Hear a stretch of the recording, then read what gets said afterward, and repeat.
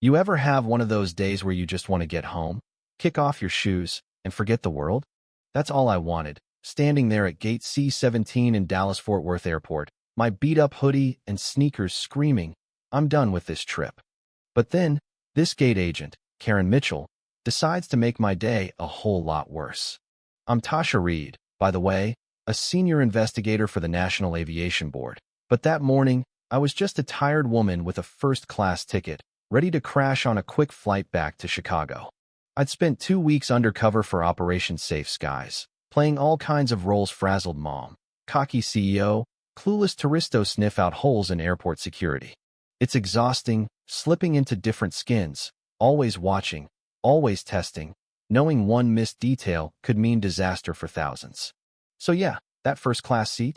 My little treat to myself, a chance to breathe before diving back into the chaos of my job. But when I stepped up to the counter, Karen's eyes raked over Mimi hoodie, my messy bun, my black skin, and her lip curled like I'd just tracked mud into her living room.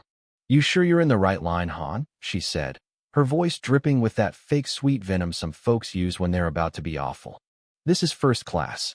I forced a smile, held up my phone with the e-ticket, and slid my passport across the counter. Seat 3B, here's my ID. Simple, right?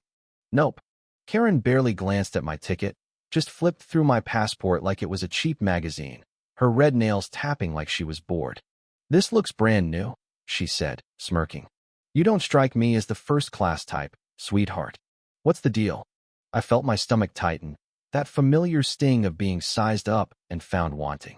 I've been here before too many times, but I kept my cool. It's valid. Scan it, check your system. Her smirk widened, and she leaned in, voice loud enough for the whole gate to hear. Oh, I don't need to scan anything. I've seen enough fakes to know when something's off. You in first class? Hilarious.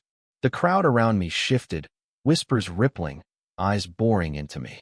Then, before I could say another word, she grabbed my passport and ripped it in half right through my photo, the U.S. Seal everything. The sound hit like a slap, and the gate went dead silent. I stood there, heart pounding, staring at the torn pieces on the counter. This wasn't just about me anymore. Karen didn't know it, but she'd just picked a fight with someone who could shut this whole show down. I locked eyes with her, my voice low and steady. You just destroyed a federal document, Karen. That's a felony. I suggest you stop right now. Her face froze, the smugness draining like she'd just realized she stepped on a landmine. I pulled out my encrypted phone, dialed my team, and said, loud enough for everyone to hear, "This is Tasha Reed, NAB's senior investigator, Gate C-17, Dallas-Fort Worth. We've got a code red destruction of federal property and a racial bias incident. I need FBI and TSA here now." Within minutes, agents swarmed the gate. Karen's hands shook as she tried to stammer an excuse. Two was just doing my job, protecting the flight. But the lead agent, Sarah Kim, wasn't having it. She pointed to the torn passport. You skipped every protocol, MS. Mitchell. This is now a federal investigation. The crowd was buzzing, some filming, others whispering, but I felt this weird mix of rage and sadness. Karen wasn't just one bad apple, she was a symptom of something rotten, something I'd seen too often in my work. It didn't stop there.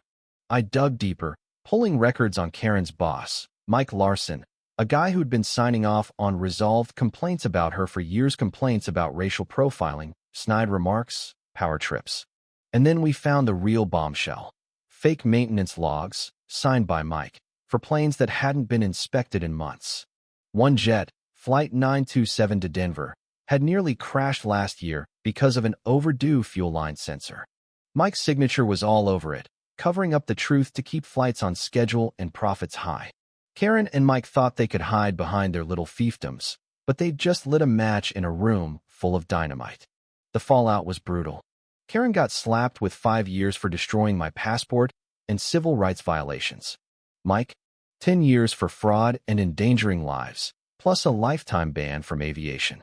The airline, Horizon Air, tank stock crashed, passengers boycotted, headlines screamed about betrayal.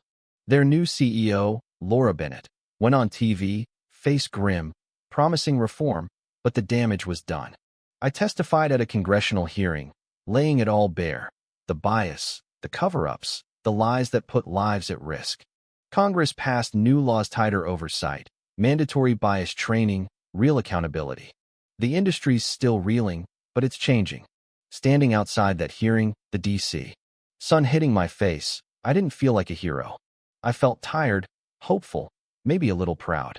I'd taken a stand not just for me, but for everyone who's ever been judged, dismissed, or endangered because of someone's prejudice or laziness.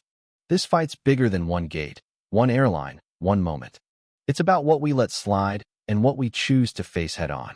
What do you think? Can one person's stand really change a system, or are we just shouting into the void?